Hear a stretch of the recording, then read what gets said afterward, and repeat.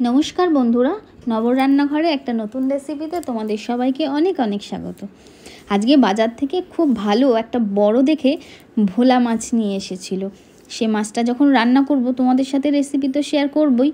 तो माछटा भालो करे धुए परिष्कार करे एकदम नुन हलुद माखिए रेखे दिচ্ছি। नुन हलुद तो भालो करे माखिए निচ্ছি जाते भेतर पर्यन्त नुनटा ढुके जाए माछेर। एबार कड़ाइते तेल बसिए दिएछि, तेल गरम करे माछगुलोके एकदम कड़ा करे भेजे निते हबे। और एरकम भोला माछ बा भेटकी माछ जखोनी आमरा भाजी ना केन एकटू खेयाल राखते हबे जे खूब हालका भावे आलतो भावे जाते माछगुलो भाजा हय।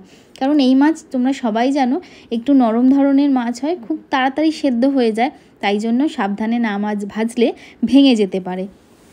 तो चलो तुम्हादेर साथे कथा बोलते बोलते आमार माछ भाजाओ कमप्लीट। और ये गरम गरम माछ भाजा दिए कखनो आलू सेদ্ধ और डाल दिए खेये देखो, खूबই ভালো লাগবে। মানে খুব তাড়াহুড়োর মাথায় এই খাবারটা কিন্তু একদম অসাধারণ। চলো মাছ ভাজা হয়ে গেছে, এবার ওই তেলেই দিয়ে দিলাম শুকনো লঙ্কা ফোড়ন। শুকনো লঙ্কা ফোড়ন দেওয়ার পরে পেঁয়াজ কুচি দিয়ে ভালো করে ভেজে নিচ্ছি। পেঁয়াজটাকে একটু ভালো করে ভাজতে হবে যাতে কাঁচা ভাবটা চলে যায়। এবারে দিয়ে দিচ্ছি নুন, হলুদ গুঁড়ো, লঙ্কা গুঁড়ো। লঙ্কার মধ্যে আমি কাশ্মীরি লঙ্কা আর ঝাল লঙ্কা দুটোই ব্যবহার করেছি। প্রথমে গুঁড়ো মশলাটা দিয়ে ভালো করে পেঁয়াজটা ভেজে নিয়েছি। এবারে দিয়ে দিচ্ছি আদা বাটা আর রসুন বাটা। আবারও ভালো করে কষিয়ে নিতে হবে পেঁয়াজের সাথে সব মশলাগুলোকে। মশলার কাঁচা গন্ধ চলে যাওয়া পর্যন্ত কিন্তু ভালো করে মশলাটাকে কষিয়ে নেব।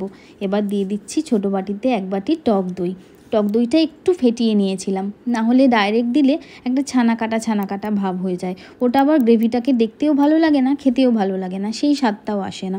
চলো এবারে দিয়ে দিলাম সামান্য একটুখানি চিনি স্বাদটাকে ব্যালেন্স করার জন্য। এবার ভালো করে কষে নেওয়ার পালা। সব মশলা ভালো করে কষা হয়ে গেছে। এবারে ওপর থেকে দিয়ে দিচ্ছি জল, অল্প অল্প করে জল দিয়ে কিন্তু মাছটাকে আমি ঝোলটাকে আমি রেডি করছিলাম মাছের জন্য। এবার দেখো প্রয়োজন মতন জল আবারও দিয়ে দিয়েছি।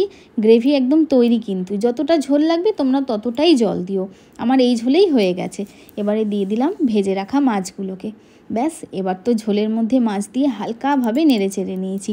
আর আমি মাছের মধ্যে দেখো একটা সুন্দর ডিমও পেয়েছিলাম, তো ডিমটাও দিয়ে দিয়েছি, মাথাও দিয়ে দিয়েছি।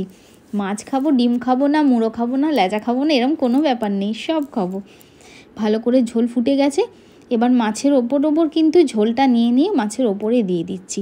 একটু পরে উল্টে পাল্টে নেব, নাহলে মাছগুলো ভেঙে যেতে পারে। ব্যাস, ঝোলও রেডি। ওপর থেকে দিয়ে দিলাম 2টো চেরা কাঁচা লঙ্কা আর অনেকটা পরিমাণে ধনেপাতা। এরকম ভোলা মাছ, ভেটকি মাছ, যে কোনো মাছেই আমি অবশ্য পছন্দ করি ধনেপাতা কুচিটা, তাই দিয়ে দিলাম। ইলিশ মাছে অবশ্য নয়। যাই হোক, কথা বলতে বলতে তোমাদের সাথে আমার ঝোল কিন্তু একদম তৈরি। আর তোমাদের রেসিপিটা কীরকম লাগলো অবশ্যই আমাকে জানাতে ভুলো না। তো চলো সবাই খেতে থাকো, খাওয়াতে থাকো, টাটা।